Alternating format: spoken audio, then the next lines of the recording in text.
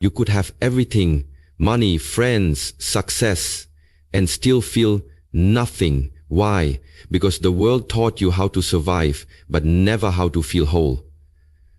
There's a silence inside you that no noise can drown out. A void that achievements, people, and distractions fail to fill. It creeps in when you're alone, when the applause fades, when the notifications stop. That feeling isn't weakness, it's a signal, a call to remember what you've forgotten in the noise of this world. This message is not to entertain you, it's to awaken something deep within you. The truth is, you're not broken, you're disconnected. And today, we go to the root. From the earliest moments of your life, you were subtly taught that being accepted mattered more than being authentic. Maybe it wasn't said outright, but it was shown in the way your emotions were dismissed, your individuality corrected, your curiosity tamed. You learned to read the room before you read your own heart. You studied the faces of those around you, figuring out how to shapeshift into something more acceptable, more palatable, less too much. And so, little by little, you began to silence the parts of yourself that felt too loud, too different, too inconvenient. Your dreams were bright, bold, maybe even a little wild, but you tucked them away because someone once laughed, or rolled their eyes, or told you to be realistic. Your voice had something powerful to say, but you swallowed the words when they made others uncomfortable. Your truth was sacred, but you started editing it, dressing it up in ways that made it easier for others to digest. You abandoned your natural instincts to keep the peace, to avoid being rejected, to feel like you belonged, even if that meant betraying yourself. And the saddest part is, it worked. You got the applause, the approval, the seat at the table, but it came at the cost of your own soul. You started living a life that looked good on the outside but felt hollow on the inside. Every time you said yes when you meant no. Every time you smiled when you wanted to cry.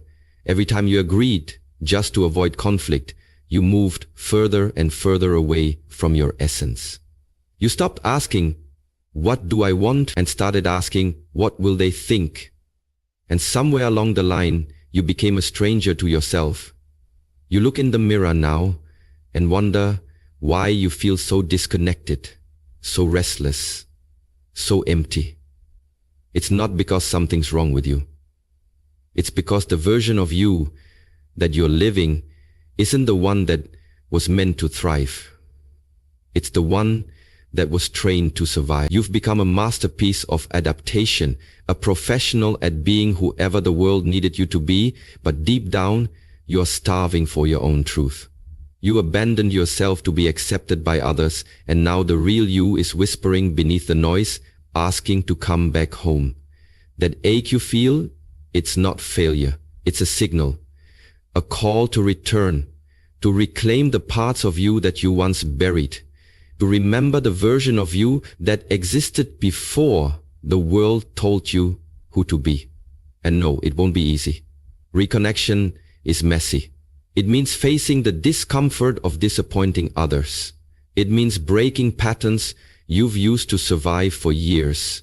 It means being seen, really seen, and that can feel terrifying after years of hiding. But the cost of continuing to live disconnected is far greater, because no amount of external validation can substitute for the inner peace of living aligned with your true self. And here's the truth.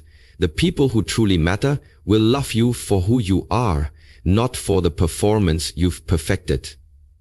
You don't need to audition for belonging. You don't need to earn worth. You just need to show up fully, honestly, unapologetically. The world doesn't need another masked, muted, edited version of a human being. It needs your rawness, your realness, your soul. You were never meant to be everyone's favorite. You were meant to be free. And the moment you stop abandoning yourself to be accepted by others, everything begins to change. You reconnect with your purpose, you remember your voice, you reignite the dreams you once shelved, and most importantly, you stop feeling so damn empty, because you're finally filling your life with the one thing it's always been missing: You're not lazy. You're not broken. You're numbing.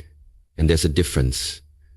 The endless scrolling through social media, the binge watching of shows you don't even care about, the compulsive online shopping, the constant busyness, the workaholism masked as ambition. It's not because you're fulfilled, but because you're running. Somewhere deep inside, there's a wound you haven't looked at in a long time, maybe ever. A memory you buried, a betrayal you never processed, a disappointment that left you feeling like something inside you died. And instead of facing that pain, you've developed sophisticated ways to avoid it, to drown it out with noise, activity, consumption, and stimulation. But here's the truth. Distraction is not healing. It's sedation. It's emotional anesthesia. It gives the illusion of peace, while the real problem continues to grow like a weed under the surface. You don't feel better after hours online or days immersed in busyness. You just feel more hollow, more detached, more tired. That's because you haven't given yourself what you actually need. Your soul doesn't want another dopamine hit. It wants your attention. It wants your truth. It wants you to finally sit in silence and ask, what am I avoiding? Because healing can't happen when you refuse to feel. You have to walk through what you've been trying to walk around. You have to sit with the sadness, the anger, the grief, not to become it, but to release it. These emotions aren't your enemy. They are messengers. They're trying to show you where love was denied, where boundaries were crossed, where your heart was neglected. And until you let yourself feel them fully, you'll continue to use temporary relief to mask long-term wounds. This is why people with seemingly perfect lives still feel deeply unhappy. They've built castles around their pain instead of cleaning the wounds. They've mistaken numbing for peace. But peace is not the absence of pain. It's the presence of wholeness. And wholeness only comes when every part of you, even the broken and bleeding pieces, are acknowledged and loved back into integration. This is not about perfection. It's about honesty. Can you be radically honest with yourself about where you're hurting? Can you choose to put down the phone, turn off the noise, and be with your feelings without judgment or escape? That's where the shift happens. That's where healing begins. Not in avoiding the dark, but in daring to sit in it with light. There's nothing weak about this. In fact, it's the most courageous thing you can do. It's easy to run, to distract, to keep busy, but to be still with your pain, to breathe into it, to listen to what it's trying to teach you, that's the work of a warrior. You don't need another escape. You need a return. A return to yourself, to the parts of you that have waited patiently for you to stop running, to the truth that no amount of numbing will ever replace the healing that only presence can bring. Yes, it will hurt at first. The floodgates may open. But pain is not here to destroy you. It's here to cleanse you, to teach you, to make you new. You're not weak for needing healing. You're human, and you don't need to carry the weight alone anymore. But it starts with one brave decision: to stop numbing and start feeling, to turn toward yourself with compassion instead of avoidance, to finally say, I'm ready to face this. And when you do, you'll find that the pain you feared was not a monster. It was a messenger, waiting to show you the way back home. It's not that your life is empty, it's that it's overloaded with things that don't feed your soul. You've been conditioned to chase more money, more success, more status, more recognition, more followers, more nexts. The world claps for the hustle and praises the grind, but rarely does anyone stop to ask more of what and why. And so you keep running toward a finish line that keeps moving, accumulating achievements that look good on paper but feel hollow in your heart. The truth is, your soul isn't hungry for more. It's starving for meaning. It craves depth, not excess. Stillness, not speed. Connection, not consumption. Purpose, not pressure. Somewhere along the way, you confused achievement with fulfillment. You were taught that goals equal greatness, that busyness equals value, that productivity equals purpose. But none of those things can replace a life that feels right on the inside. That knowing emptiness you feel isn't because something's wrong with you. It's because you've been feeding your life with noise instead of nourishment. You've been checking boxes that someone else handed you. You've been reaching for goals that were never yours to begin with, shaped by culture, comparison, and fear rather than your inner truth. And now your soul is waving a red flag, whispering, there's gotta be more than this, because there is more than this. There's meaning, there's alignment, there's the kind of life that doesn't just look successful from the outside, but actually feels peaceful, joyful, and deeply true from the inside.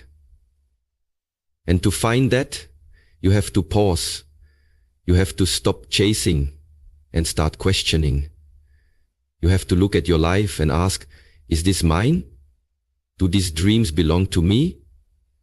Or to the version of me that needed to prove something? Your soul doesn't want another shiny object or external title. It wants you to come home. It wants you to remember what lights you up, what makes your heart expand, what you would do if nobody was watching and nothing was at stake. The tragedy is not failure. It's success at the wrong thing. A life full of possessions and milestones, but void of meaning, is not a life. It's a performance.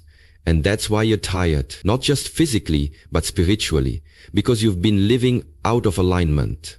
And real fulfillment can only happen when your values match your actions, when your inner world leads your outer choices. That means you may need to let go of things that once defined you. Titles, relationships, habits, even dreams that no longer resonate. It means you might have to slow down when the world says speed up, to simplify when others are adding more, to go inward when everyone else is looking outward. But in doing so, you will finally begin to feel whole again. You'll wake up with clarity, move through life with intention, and rest at night with peace. This is not about having less, it's about having what matters. And what matters cannot be bought, measured, or compared. It's found in authenticity, in purpose, in presence, in knowing that you're living in alignment with who you really are, not who the world expects you to be. Your soul is not weak, it's wise. It's trying to guide you back to meaning. Listen, don't silence it with another distraction. Don't mute it with another goal. Go deeper, get quiet, ask the real questions. Because when you stop chasing more and start seeking truth, everything changes. You don't just live, you come alive. Loneliness and emptiness feel similar on the surface, but they come from entirely different roots. And the confusion between the two is where so much of your suffering hides.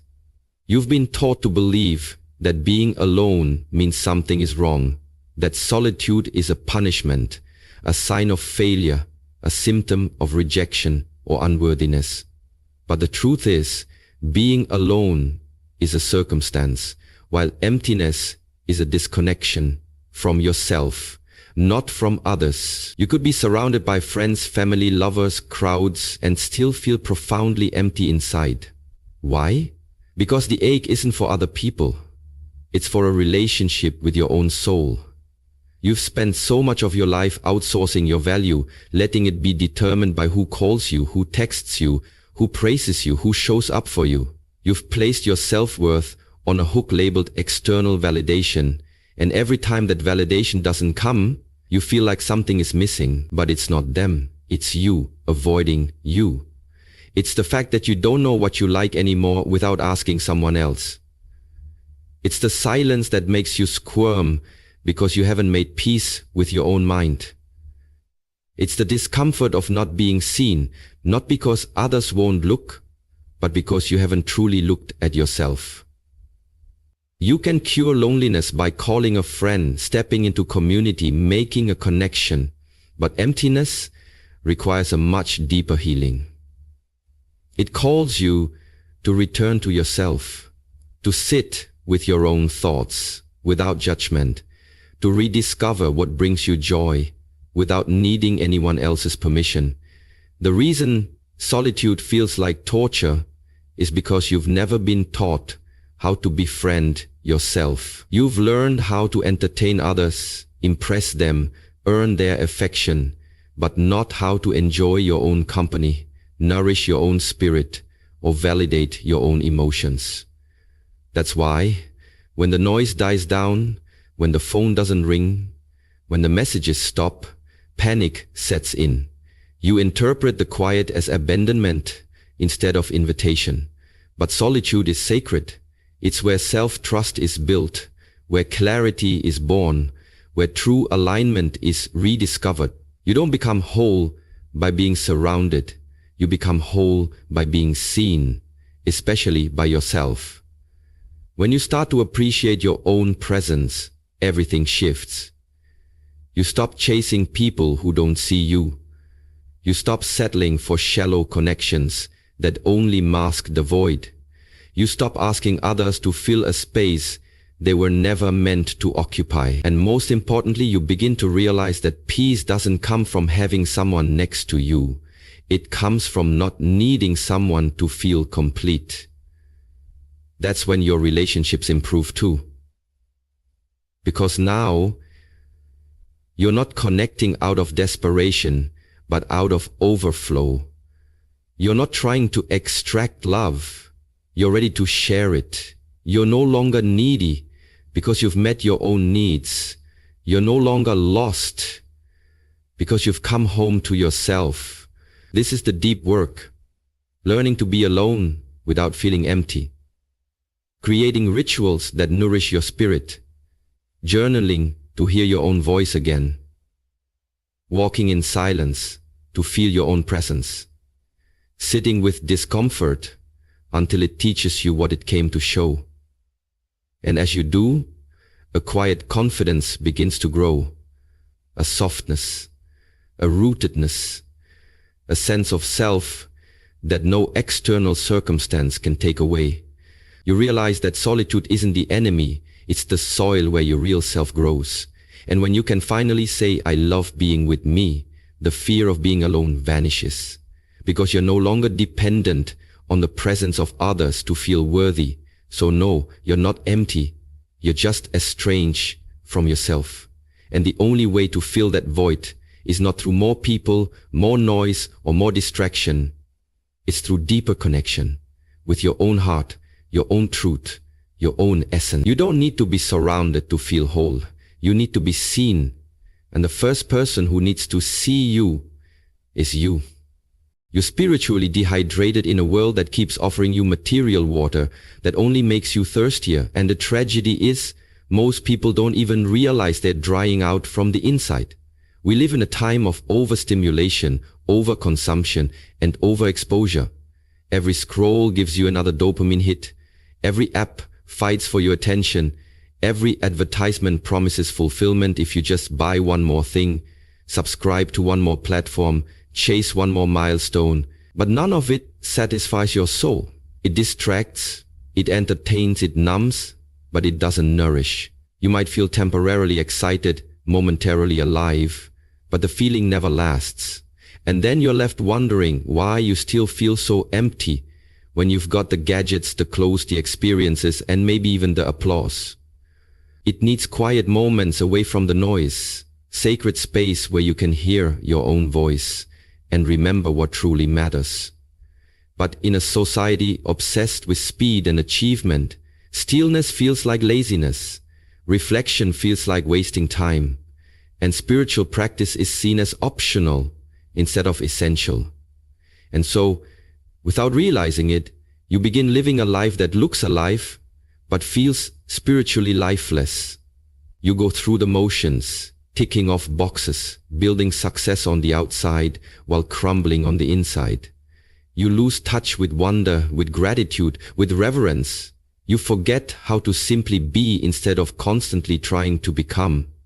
And the more you chase stimulation, the more desensitized you become, needing louder noise, brighter lights, more extreme highs just to feel something at all. But your soul doesn't want stimulation. It wants presence. It wants moments where your feet touch the earth and your heart remembers why you're here. It wants silence not filled with entertainment, but filled with meaning. It wants you to look up from the screen and notice the way the sunlight hits your skin, to feel the weight of your breath, to connect with something greater than your to-do list. It wants prayer, meditation, introspection, not for performance, but for grounding. Without this, your spirit starts to dry out, and soon you feel it everywhere, in your anxiety, your restlessness, your inability to sit still, your loss of joy in things that used to light you up. You're not broken. You're just thirsty for something real. You need soul water, not surface-level stimulation.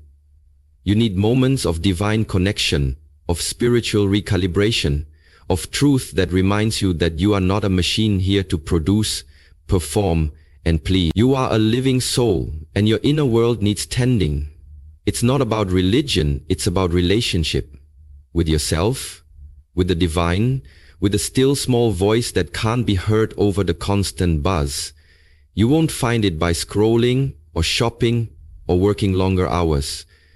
You'll find it in the pause, in the moment you light a candle and breathe, in the space between thoughts, in the journal pages where your truth spills out, in the prayer you whisper in the dark, in the time you spend alone without reaching for distraction.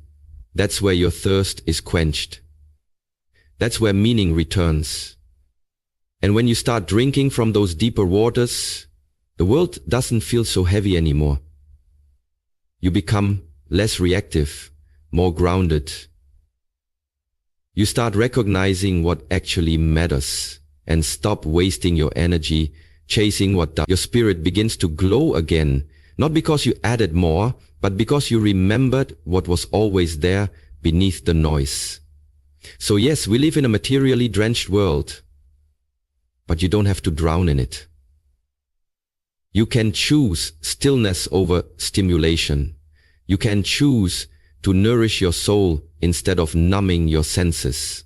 And when you do, you'll discover a wellspring within you that never runs dry, because what you were searching for outside was always waiting inside, patiently for your return. There's a quiet ache you carry that no one sees. Not because it's invisible, but because you've become so good at hiding it, even from yourself. It shows up in the form of low-grade sadness, self-sabotage, the inability to celebrate yourself, and the constant background noise of, I should have known better. But the truth is, you didn't know better. Not then. You did what you could with the awareness, tools, and emotional strength you had at the time.